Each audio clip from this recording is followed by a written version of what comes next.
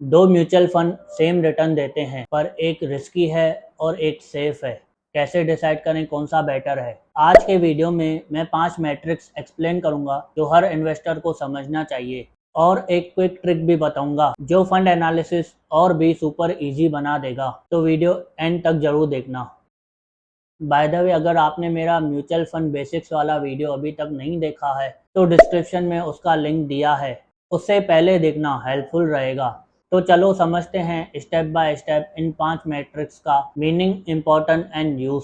Standard deviation. Standard deviation ये बताता है कि फंड के रिटर्न कितने रिलायबल हैं। मान लो एक फंड का एवरेज रिटर्न 10% है, कभी 5%, कभी 15% होता है। इसका मतलब high standard deviation fund risky है। अगर हमेशा 10 से 11% रिटर्न होता है, मतलब low standard deviation safe and reliable है। सिंपल वर्ड्स में स्टैंडर्ड डेविएशन ये बताता है कि फंड के रिटर्न्स कितने ऊपर नीचे होते हैं। बीटा। बीटा मेजर करता है कि फंड मार्केट के साथ कितना मूव करता है। अगर बीटा 1 तो फंड मार्केट के साथ मूव करेगा।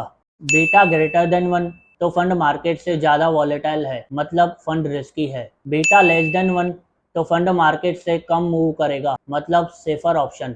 सिंपल वर्ड्स में बीटा बताता है कि फंड मार्केट के सिग्नल पे कितना रिएक्ट करता है। अल्फा। अल्फा बताता है कि फंड मैनेजर ने मार्केट से ज़्यादा रिटर्न दिए या नहीं। पॉजिटिव अल्फा तो फंड मैनेजर ने मार्केट से बेटर परफॉर्म किया। नेगेटिव अल्फा तो फंड मार्केट से पीछे चल रहा है। सिंपल वर्ड्स में अल्फा मतलब एक्स्ट्रा वो रिटर्न जो फंड मैनेजर की स्किल से आता है। Sharpe ratio. शार्प रेशो ये बताता है कि फंड का रिस्क के हिसाब से रिटर्न, मतलब हर यूनिट ऑफ रिस्क में फंड ने कितना रिटर्न दिया। अगर दो फंड सेम 12% रिटर्न दे रहे हैं पर एक में रिस्क कम है, तो जिस फंड का रिस्क कम है और शार्प रेशो हाई है तो वो स्मार्ट फंड है। हायर शार्प रेशो मतलब better risk adjusted return plus ज़्यादा रिटर्न कम रिस्क में। Sortino ratio.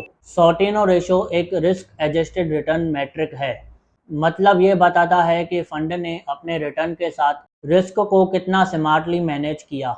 ये शार्प रेशो के जैसा ही है, लेकिन थोड़ा डिफरेंस है।